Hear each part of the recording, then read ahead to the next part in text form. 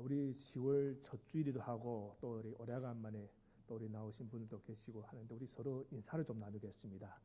항상 건강하시길 바랍니다. 항상 건강하시길 바랍니다. 우리 영상을 통해서 예배드리는 분들도 항상 건강하시기를 바랍니다. 감사합니다. 우리 정말 중요한 것과 안 중요한 것, 또 덜 중요한 것을 구분하는 지혜가 우리에게 필요합니다. 그것을 잘 구분하여 살면 아름다운 그 인생이 됩니다. 하지만 이 중요한 것과 안 중요한 것을 구분할 줄 몰라서 어리석은 인생이 되고 말았던 사람이 오늘 본문에 등장합니다.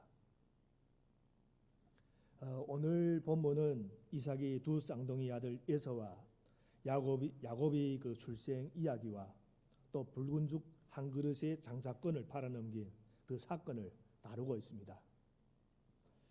그들이 대중에 있을 때부터 이미 하나님은 그들에 대해 각기 다른 계획을 갖고 계셨습니다. 그래서 이런 부분은 우리가 참 이해할 수 없는 그런 신비 영역이기도 합니다. 이 아이들은 아직 태어나지도 않았고 아무 일도 한 것이 없는데도 하나님은 이 아이들에 대해 각기 다른 계획을 가지고 계셨다. 이 사실이 참으로 놀라운 겁니다.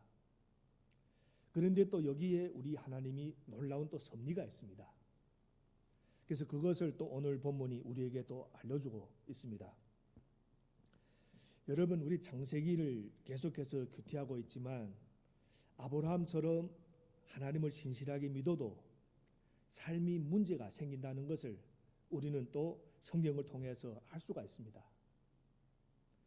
왜 그런지 이해가 안 갈 때는 참 많습니다. 그럴 때 가장 중요한 것은 거기에 어떻게 대처하느냐, 여기에 우리가 대답이 있습니다.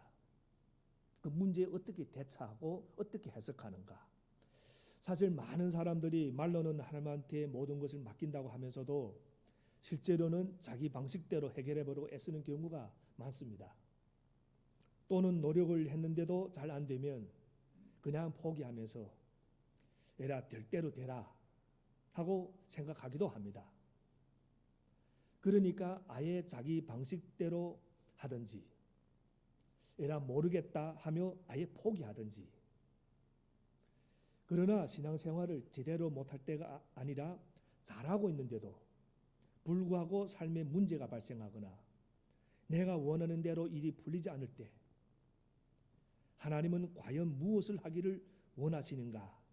이것을 우리가 곰곰이 생각해 볼 필요가 있습니다. 오늘 본문 23절부터 25절 말씀을 우리 함께 읽겠습니다. 23절부터 25절 말씀. 주님께서 그에게 대답하셨다. 두 민족이 너희 태안에 들어있다. 너희 태안에서 두 백성이 나뉠 것이다. 한 백성이 다른 백성보다 강할 것이다. 형이 동생을 섬길 것이다. 달이 차서 몸을 풀 때가 되었다. 태안에는 쌍둥이가 들어 있었다. 먼저 나온 아이는 살결이 붉은 데다가 온몸이 털두성이어서 이름을 에서라고 하였다. 하나님이 말씀해 주신 대로 리브가가 쌍둥이를 낳습니다. 둘 다 또 아들입니다. 형은 살결이 붉고 온몸이 털투성이어서 이름을 에서라고 짓는데 털이라는 뜻이 있습니다. 반면 이어서 태어난 동생은 어떻습니까? 26절 말씀도 우리 함께 읽겠습니다. 26절 말씀. 이어서 동생이 나오는데 그의 손이 에서의 발뒤꿈치를 잡고 있어서 이름을 야곱이라고 하였다. 리브가가 이 쌍둥이를 낳았을 때에 이삭의 나이는 60살이었다. 이 둘이 많은 시간이 차이가 있게 나온 게 아니라 하나가 나고 바로 이어서 발꿈치를 잡고 둘째가 나온 겁니다. 둘째는 형이 발꿈치를 잡고 나왔기 때문에 또 야곱이라고 짓습니다. 이름을. 발뒤꿈치를 잡다 또는 속이다 뜻하는 단어 야야케브에서 이렇게 나온 말입니다. 히브리어로 그 야야케브라고 그런 단어에서 나온 말입니다. 두 아이 모두 태어날 때부터 범상치가 않습니다. 아기인데도 서로 싸우며 나왔다. 장차 커서 자기 민족이 우두머리가 될 사람들입니다. 여러분, 여기서 우리가 알 수 있는 것이 있습니다. 우리가 하나님의 백성이 된 것은 우리 안에 그럴 만한 어떤 구원받을 가능성이 있어서가 아닙니다. 그러나 하나님은 우리를 아주 오래전 영원전부터 당신이 자녀로 삼기로 결정하셨다는 사실, 그러한 주님의 결정이야말로 우리가 놀라운 은혜라고 말합니다.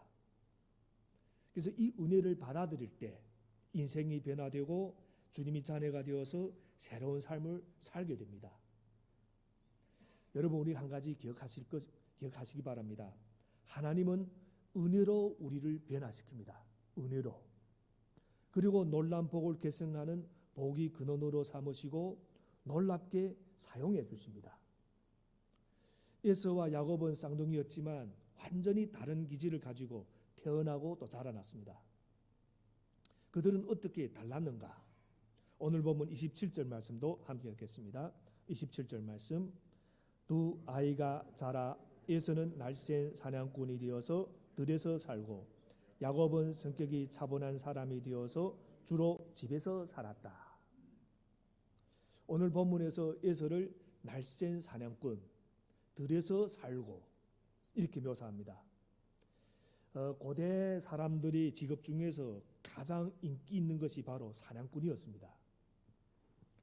당시에는 근육과 이 남성다움이 매력이었고 그때는 강한 힘이 그 지배하는 그런 사회였으니까 남성다운 것이 중요했고 남성다운 사람이 대표격이 바로 사냥꾼이었습니다. 그래서 사냥꾼들은 한번 나가면 며칠이고 둘이서 보내면서 짐승을 추격하고 사냥을 해옵니다. 또 짐승과 맞서 싸워야 하기 때문에 힘도 좋아야 하고 빠르기도 해야 했습니다. 반면에 야곱은 어떻게 묘사합니까? 야곱은 성격이 차분한 사람이 되어서 주로 집에서 살았다. 이것은 그냥 집에서 빈둥거리며 잠만 자고 놀고 쉬기만 했다는 것이 아니라 그는 목축하는 사람이었다 하는 것입니다. 목축한다. 집에 있으면서 어떻게 했습니까? 양을 돌보고 목축을 했습니다. 나중에 보면 알지만 야곱은 아주 두뇌가 빠르고 치밀한 사람이었습니다. 그냥 목축도 그냥 막 하는 것이 아니라 양을 치는 것도 계획적으로 생각을 해서 하는 사람입니다. 그래서 오늘 요즘 시대, 지금 시대에 아마 태어났더라면 야곱은 괜찮은 사람일지는 모르겠지만 그 고대 사회, 그때 사회의 그 눈으로 보면 에서에 비해 야곱은 그저 별 볼일 없는 사람, 아주 평범한 사람이었습니다. 그러나 우리가 모든 것 가운데 중요한 것은 하나님의 시각입니다. 하나님의 시각. 하나님의 눈으로 볼 때 에서가 어떤 사람이었는가? 먼저 우리는 이 아브라함이 엄청난 부자였다, 이 사실을 기억할 필요가 있습니다. 먹고 살기 힘들던 시대에 부자 집에서 태어난 두 사람은 얼마나 복받은 사람인지 모릅니다. 게다가 그 모든 권한을 이어받을 이제 맏아들에서는 그야말로 대하다 보니까 부족함이 없는 그런 사람이었습니다. 그런데 이상하게도 이렇게 많은 복을 받은 에서가 사냥꾼이 됩니다. 나중에 26장에 가보면 아버지 이삭이 농사도 하면서 더 아브라함보다 더 엄청난 부자가 됩니다. 그러니까 이삭 집안은 목축업도 하고 더불어 농업도 했던 그런 가문이었다 하는 겁니다. 그런데 엉뚱하게 에서는 목축도 농사도 아닌 사냥꾼이 되었다 하는 겁니다. 그때나 지금이나 사냥은 대개 두 가지 목적을 합니다. 먼저 가난한 사람들이 음식이 없어서 밖에 나가 주로 먹을 것을 구하기 위해서 사냥을 합니다. 하지만 에서는 집안이 워낙 부자였기 때문에 먹고 살기 위해 사냥을 한 게 아니라는 것을 우리가 알 수가 있습니다. 그렇다면 그가 왜 사냥꾼이 되었겠습니까? 다른 목적 때문입니다. 즉 그는 취미를 위해서 사냥을 한 겁니다. 사실 아브라함 같은 이 부자 가문이 상속자로서 에서가 해야 할 일이 얼마나 많았겠습니까? 엄청난 규모의 목축과 농사 현장을 돌아보면서 파악해야 했습니다. 또 그때는 바로 제사장이 없던 시대였으니까 하나님을 섬기는 그 믿음의 집안의 대표로서 하나님을 섬기는 법과 제사 드리는 법, 그리고 하나님 말씀을 배우고 실천하는 것, 이 모든 것들이 에서가 해야 될 일이었습니다. 그러나 에서는 그 모든 것을 제쳐놓고 뭘 했는가? 사냥을 즐기면서 살았다. 여기서 우리는 에서는 어릴 때부터 신앙을 지키는 일, 하나님 말씀을 붙드는 일, 또 막대한 재산을 잘 관리하고 경영하는 데는 관심이 없고 오직 자기 쾌락을 위해서 사냥을 즐기는 일에만 몰두했다는 것을 알 수가 있습니다. 그러다 보니까 집에 머무는 시간보다 들판에 나가서 지내는 시간이 더 많았을 것이고 성경은 그러한 에서를 또 가리켜서 들사람이라고도 합니다. 그렇게 어릴 때부터 신앙의 훈련을 잘 받지도 않은 채 그저 자기 육체의 쾌락을 따라 산과 들로 뛰어다니며 놀던 그 에서는 어땠는가? 26장 오늘 보면 그 후에가 26장에 가보면 갑자기 에서가 가나안 여인 2명과 결혼해서 여자를 2명을 데리고 들어옵니다. 부모의 허락도 없이 자기 마음대로 나가서 그렇게 이곳저곳 다니며 어울리고 흥청망청 놀던 여자들 중 2명을 골라가지고 자기 마음대로 결혼을 한 겁니다. 그러니까 오늘 본문에서 붉은 죽 한 그릇의 장자권을 팔아넘긴 이 사건에서 장자권을 넘긴 이 에서의 모습은 갑자기 나온 게 아니라는 것입니다. 원래 그렇게 아무렇게 살았던 사람이었기 때문에 자기 육체의 만족을 위해서만 살던 사람이었기 때문에 그랬다는 것을 오늘도 그 모든 것을 통해서 알려줍니다. 우리 오늘 보면 28절을 함께 읽겠습니다. 28절 말씀 시작. 이삭은 에서가 사냥해 온 고기의 맛을 들이더니 에서를 사랑하였고 리브가는 야곱을 사랑하였다.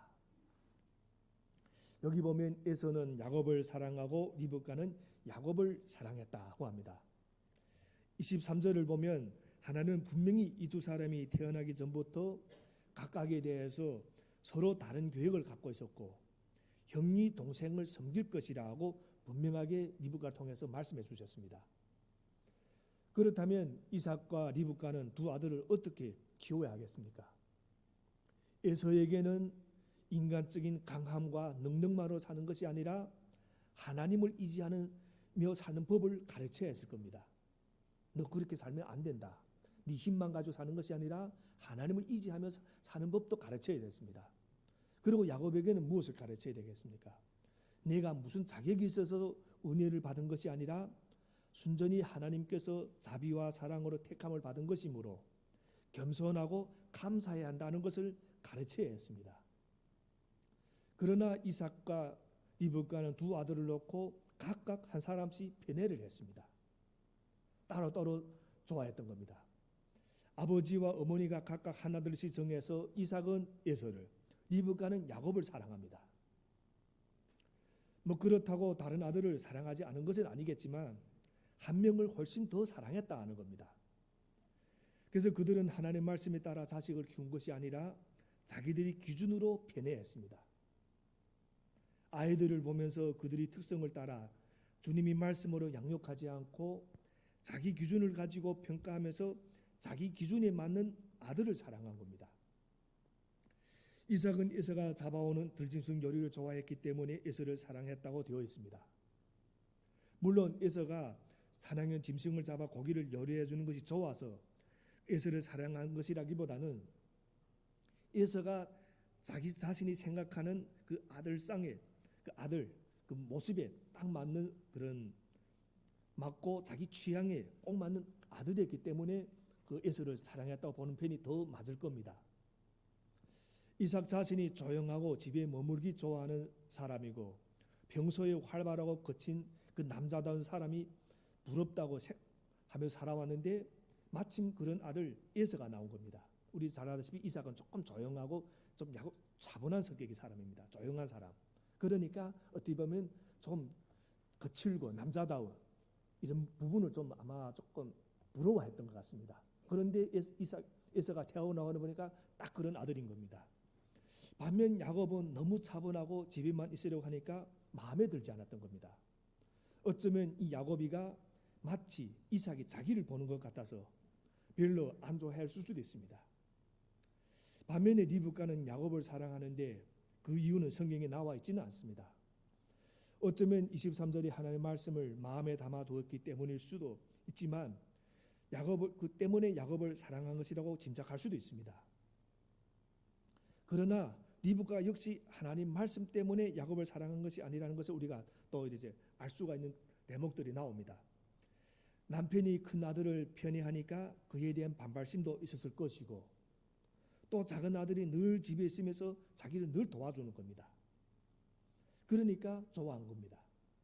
어느 부모이든 자녀가 둘 이상이면 똑같이 사랑하기가 쉽지 않습니다. 우리가 도리는 다 합니다. 똑같이 사랑해야 된다. 그러나 쉽지 않습니다. 그러나 편애는 자녀에게 상처를 줍니다. 부모가 편애를 하면 자녀는 온갖 상처를 다 받습니다. 놀랍게도 소외된 자녀만 상처를 받는 것이 아니라 편애의 대상이 된 자녀도 상처를 받습니다. 그러니까 소외된 자녀도 상처를 받고 내 편애 사랑을 받았던 그 자녀도 사실은 또 상처를 받습니다. 그런데 편애를 하는 그 이유를 보면 아이를 생각해서 그러는 게 아니라 자기 마음이 우선해서 편애하는 경우가 훨씬 더 많습니다. 자기 기준으로 아이들을 보니까 이렇게 편애하게 되는 겁니다. 야곱이 택함을 받은 아들임에도 불구하고 20년이 넘는 오랜 연단과 환난을 겪은 후에야 하나님께 그 믿음으로 돌아올 수 있었던 것은 이 부모에게서, 특히 이 아버지 이삭에게서 온전한 사랑을 느끼지 못했기 때문입니다. 아버지로부터 하나님의 이미지와 사랑을 느꼈어야 했는데 그렇지 못했던 겁니다. 야곱은 장자권에 집착했지만 그것이 결코 자신이 굶주린 그 마음을 채워줄 수가 없었습니다. 그에게 부족한 것이 무엇이었는가? 바로 이 아버지 사랑이었기 때문입니다. 나중에 야곱의 어머니 리브가한테 그 한 말이 있습니다. 아버지 이삭은 에서를 언제나 만졌다. 야곱이 한 말입니다. 리브가 어머니한테 말하면서 우리 아버지는 에서는 언제나 만졌다. 만지면서 그 털이 많은 그 에서를 항상 만지고, 근데 자신은 한 번도 그렇게 만져준 적이 없다. 그리고 사실은 이런 것들이 간단한 것 같지만 집안 사람들 중 아무도 여기에 신경 쓰지 않고 눈치도 채지 못했던 겁니다. 당사자인 에서도 이식하지 못했고, 그 이삭도 그걸 자기가 그랬다는 걸 이식하지 못했고, 그런데 그것을 누구만 알고 있었는가? 야곱만 알고 있었다는 겁니다. 그럼 이게 무슨 뜻인가? 야곱이 얼마나 그 아버지 사랑을 받고 싶었으면 이삭이 에서를 만져줄 때마다 저쪽에 아마 숨어서 바라보면서 나도 아버지가 저렇게 만져주었으면 하는 그 마음을 늘 가지고 있었던 겁니다. 사랑받지 못해 굶주린 사람은 이처럼 민감하다. 그래서 사랑을 또 갈구하지만 오히려 또 그것 때문에 더 사랑받지 못하는 경우가 있습니다. 너무나도 또 집착하니까. 이것이 어떻게 말하면 안타까운 악순환인 겁니다. 또 하나 슬픈 것은 야곱이 갖고 있는 아버지 이삭에 대한 그 생각입니다. 그 성경의 그 부에 보면 축복은커녕 저주를 받을 것이 아닙니까? 하고 어머니 리브가에게 말합니다. 이것이 아버지에 대한 그 이미지인 겁니다. 아버지는 저주하는 사람이다. 사랑을 주기보다는 책망하고 야단치고 자기가 잘못하면 저주할 수도 있는 아버지 이미지를 야곱이 지금 가지고 있는 겁니다. 그러다 보니까 야곱이 하나님과의 관계도 건강할 수가 없었던 겁니다. 그래서 이러한 야곱을 하나님은 나중에 그 야복 강가에서 만나 주시고 또 그와 또 베델에서 씨름들 통해서 하나님은 축복도 주시고 사랑도 해주시는 분이라는 것을 깨닫게 해주시고 그 상처를 하나님이 조금씩 치유해 주십니다. 그렇게 이 에서와 야곱이 갖고 있던 이 잘못된 사고방식은 오늘 이 사건을 통해서 그대로 이제 드러나게 됩니다. 그것이 바로 오늘 우리가 보게 되는 그 사건입니다. 어느 날 야곱이 죽을 쓰고 있는데 에서가 아주 지친 상태로 집에 돌아오게 됩니다. 에서는 죽을 보자마자 당장 좀 달라, 죽을 좀 먹고 싶다 하고 합니다. 그 내용이 29절부터 30절에 나옵니다. 우리 29절부터 30절 말씀을 함께 읽겠습니다. 한 번은 야곱이 죽을 끓이고 있는데 에서가 허기진 채 들에서 돌아와서 야곱에게 말하였다. 그 붉은 죽을 좀 빨리 먹자. 배가 고파 죽겠다. 에서가 붉은 죽을 먹고 싶어 하였다고 해서 에서를 에돔이라고도 한다. 야곱이 일부러 장자권을 얻기 위해서 술을 쓰기 위해 죽을 끓였다기보다는 문맥을 볼 때 야곱이 자기도 배가 고파서 먹으려고 죽을 끓이고 있는데 마침 그때 에서가 들어왔다고 보는 것이 좀 더 이래 타당해 보이는 그 말씀입니다. 에서가 배고파 죽겠다고 하면 죽을 달라고 과장을 섞어가면서 말하고 있습니다. 죽겠다. 이때 야곱은 멀리가 빨리 돌아가면서 기회는 이때다 하며 재빨리 주제를 바꾸어서 말합니다. 31절부터 32절 말씀 우리 함께 읽겠습니다. 31절부터 32절 말씀. 야곱이 대답하였다.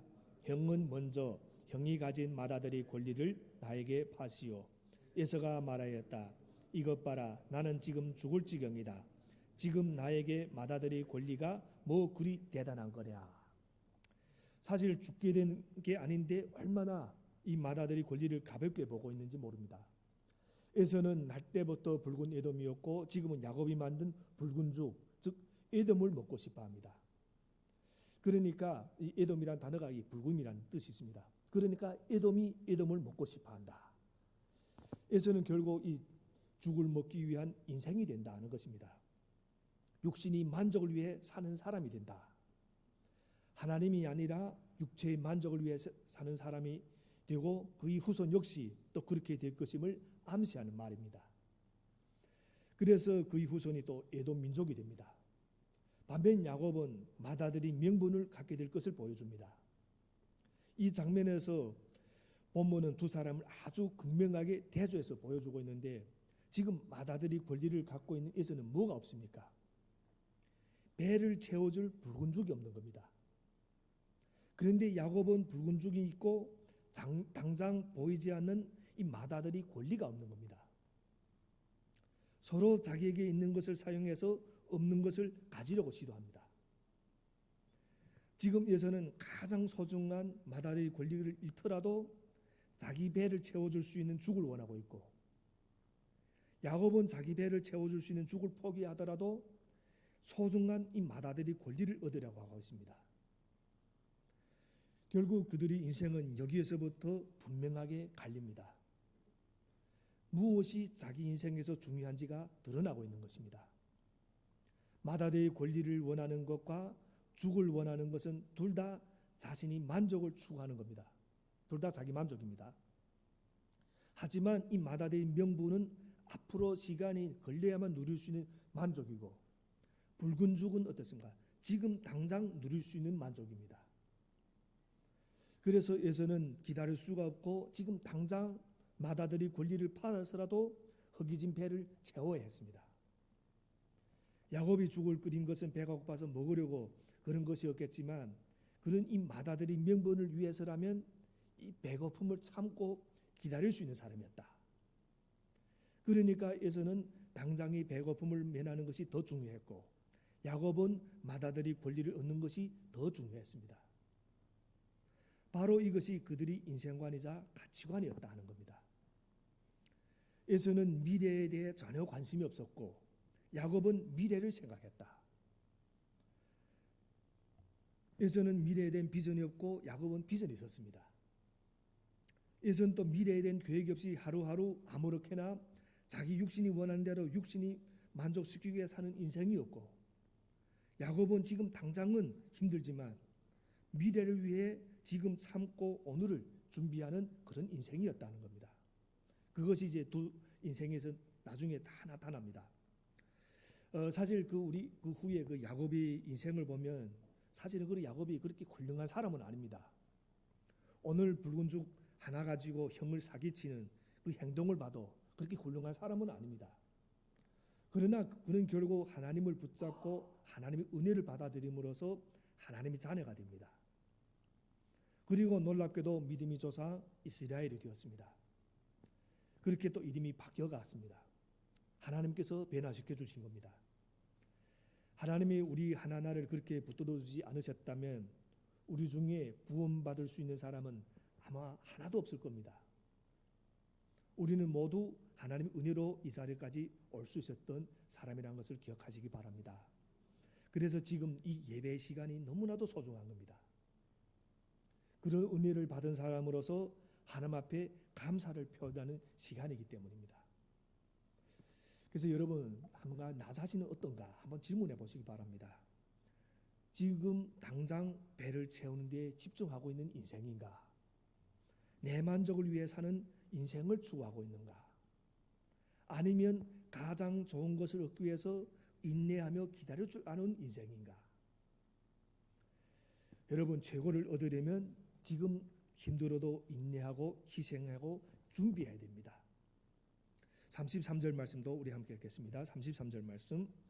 야곱이 이르되 오늘 내게 맹세하라. 에서가 맹세하고 맏아들의 명분을 야곱에게 판지라. 이 31절에서도 형이 맏아들의 명분을 오늘 내게 팔라 했는데 여기서는 오늘 내게 맹세하라 하고 아주 주도 면밀함을 보여줍니다.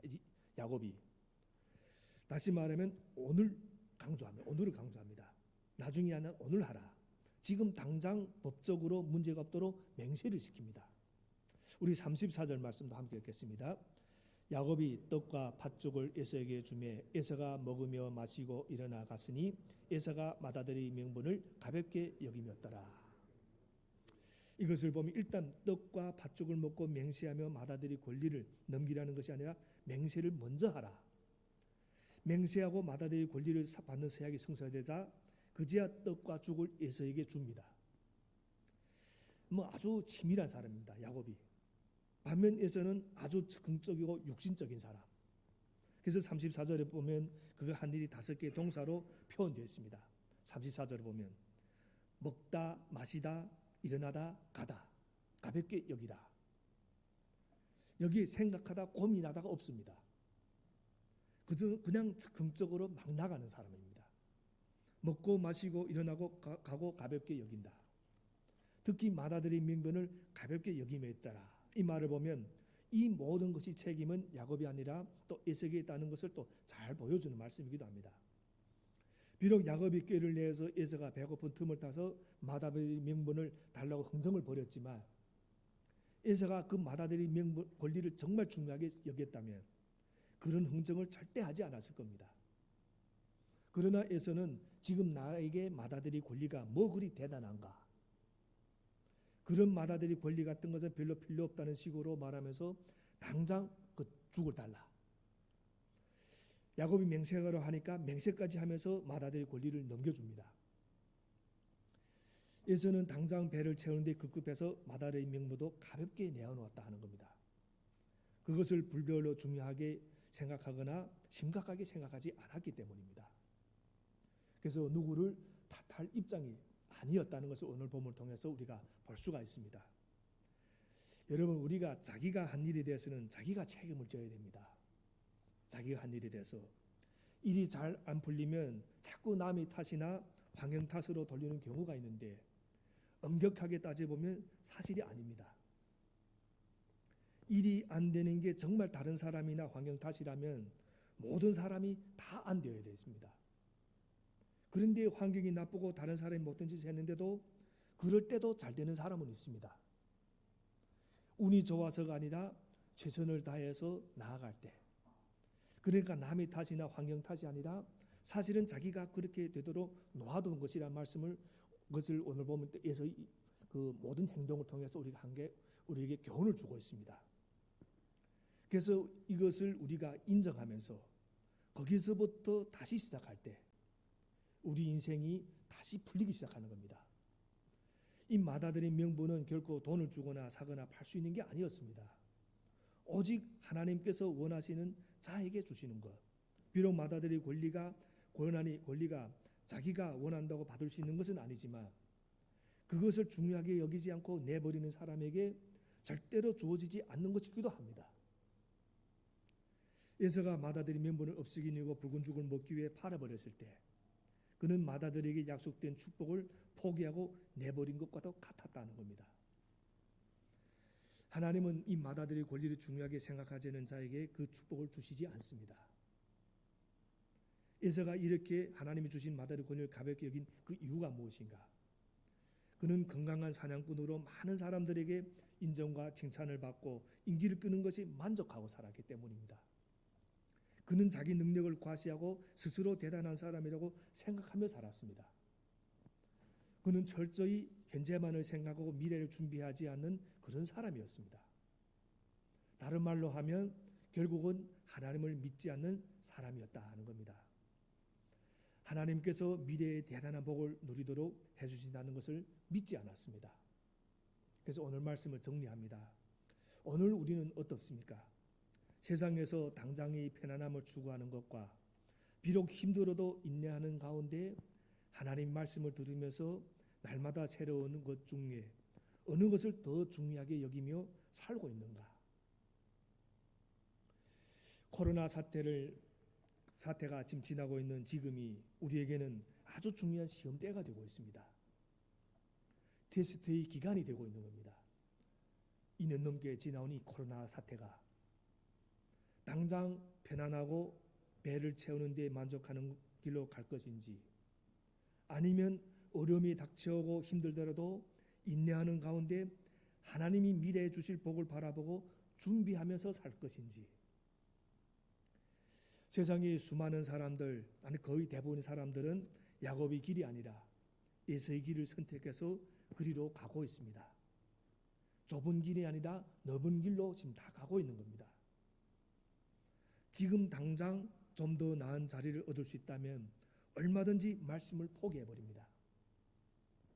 지금 당장 사람들에게 인정을 받고 돈을 덜 벌 수 있다면 얼마든지 신앙을 포기해버립니다. 당장의 쾌락과 즐거움을 위해 하나님을 예배하기를 얼마든지 그 예배에 빠질 수가 있습니다. 그래서 어떻게 됩니까?